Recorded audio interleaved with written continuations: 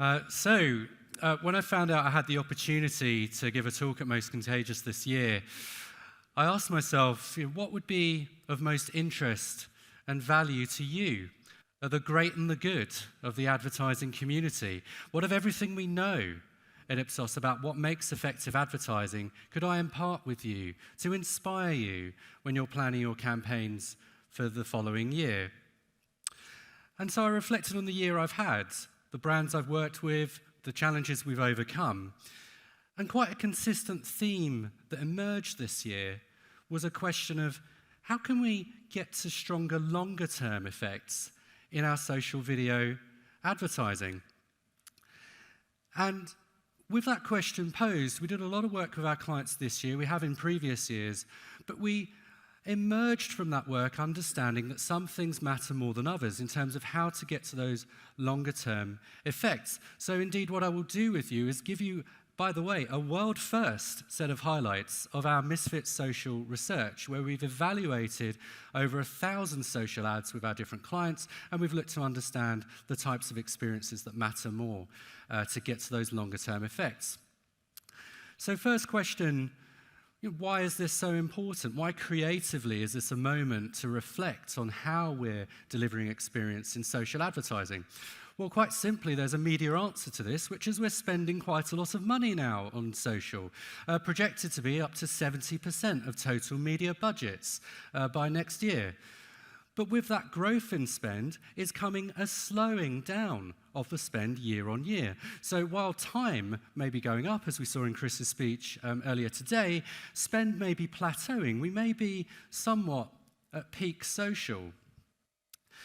And I think with that media perspective, there's a creative inflection point, because a lot of social advertising I see today, while we see amazing campaigns, we saw them earlier today, but a lot of what we see is about generating some short-term outcomes, generating clicks, interactions, likes, shares.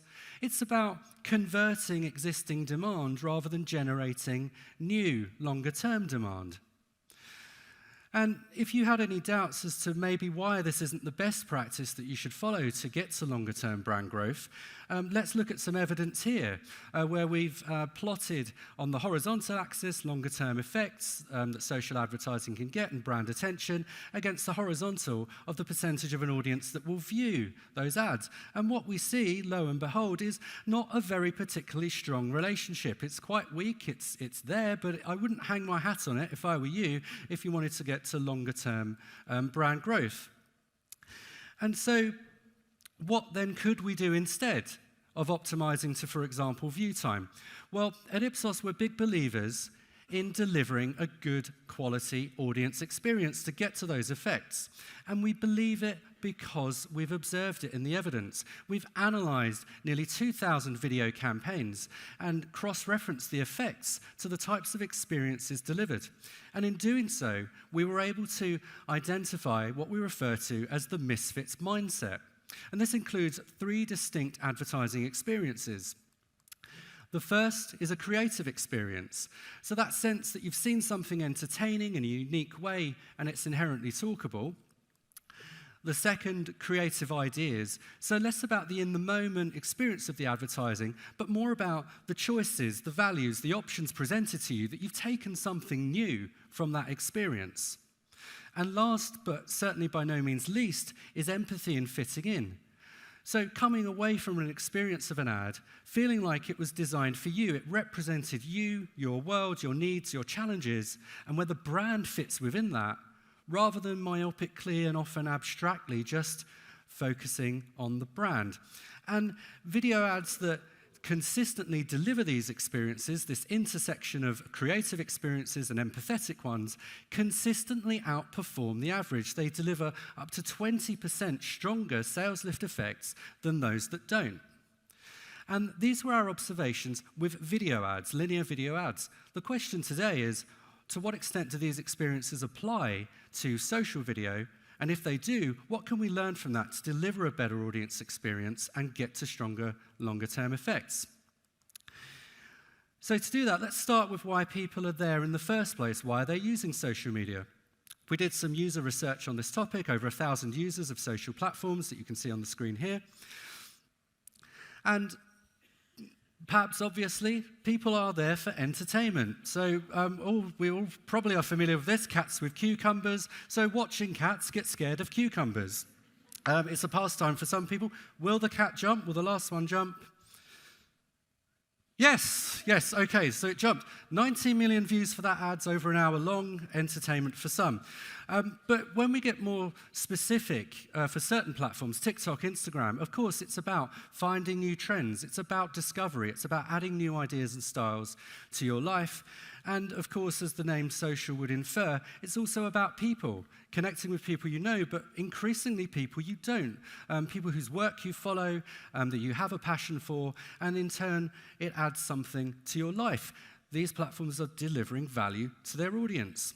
So if we look at why they're there in the first place, and the prism of which they're there in the first place, we can start to understand maybe what effects could be better than others in getting to those longer-term effects.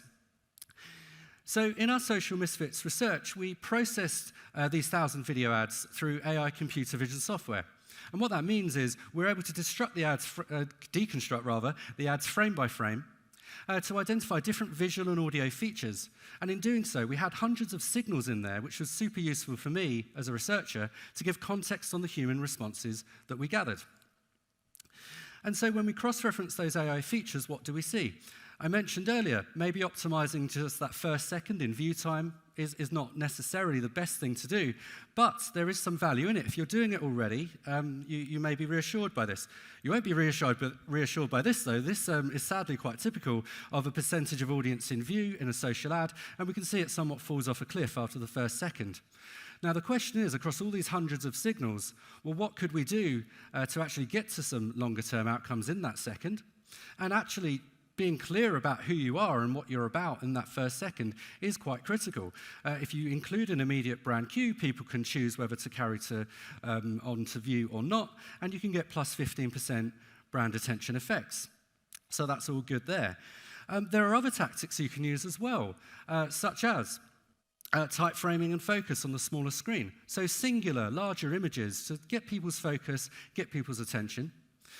You can also, when you show your brand as a larger image.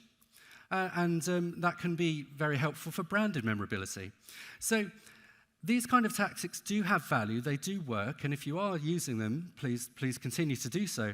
But I would venture to you that this is really the baseline of what you should be doing. This is the floor. And the question is, how can we get to the ceiling? How can we get to those longer-term effects? This brings us back to our Misfits mindset framework. So the data you saw on the previous screen, I'm just going to show it again. So there's plus 15% effects for brand attention. Now the question is, while that's all good to have, what happens when we deliver a good quality audience experience? What happens, for example, when we enable trends and discovery in social? Well, twice the effects that any branding tactic that you employ could deliver. And what happens when we express empathy for our audience, where we talk about them and we show them and people like them, and where the brand fits within that? It's 3 times those effects. So I think we can see here quite instantly, quite visually, the power of delivering that good quality audience experience rather than maybe just focusing on where we place our logo.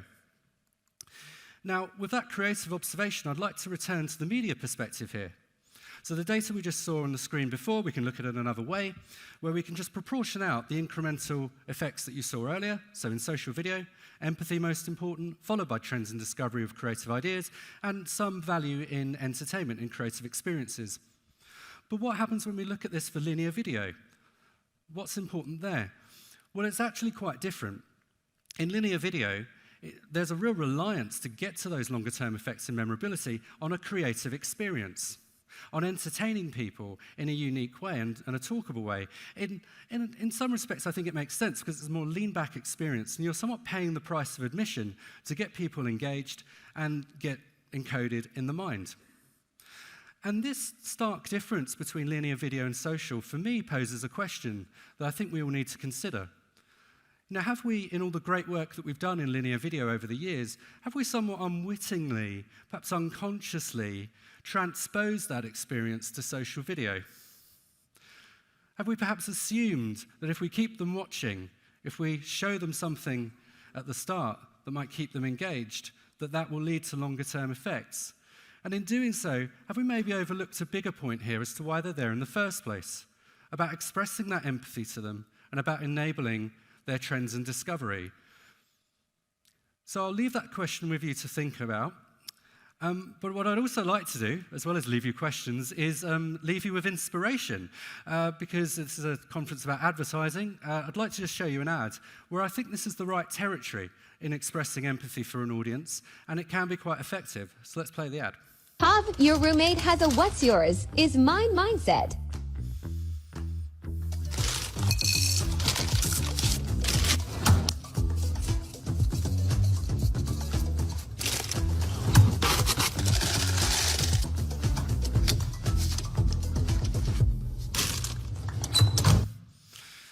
So an ad there for Ben & Jerry's, pretty well branded, to be fair, but I think we'd all agree it goes a step beyond that. It delivers a good quality audience experience, and when we map this to the MISFITS mindset framework, we can see quite instantly also expressing empathy for the audience, recognizing the human situation where you're probably in a world in which you're hiding your ice cream from your nearest and dearest, and you want to find out a way to do that. And it's delivering value to the audience in a fun, playful way.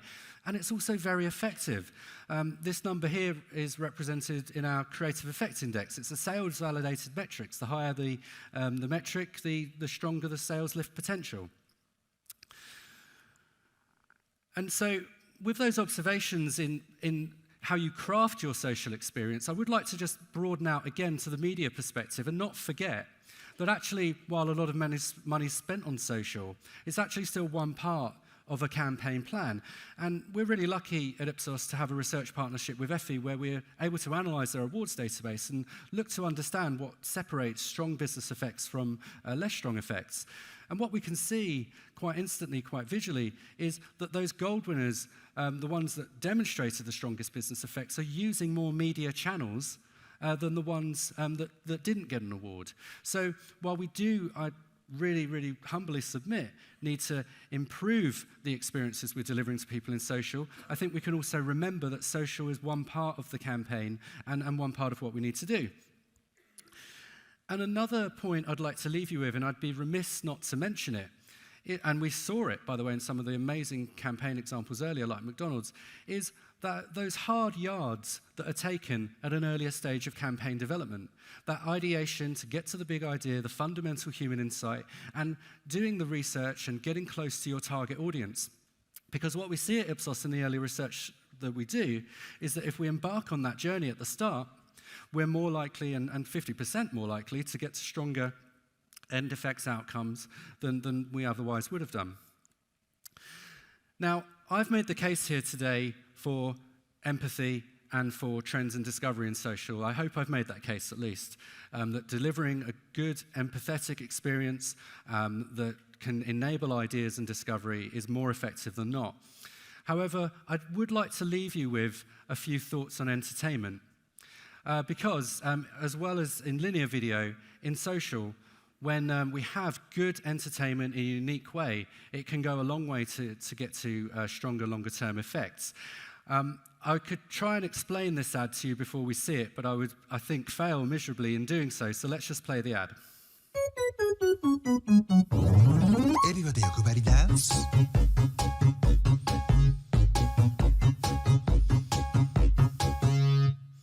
I have a Kit Kat.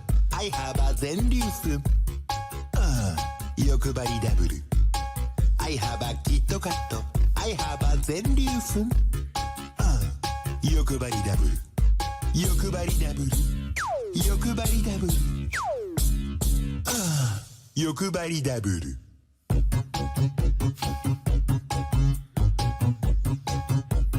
Yokubari double 新登場。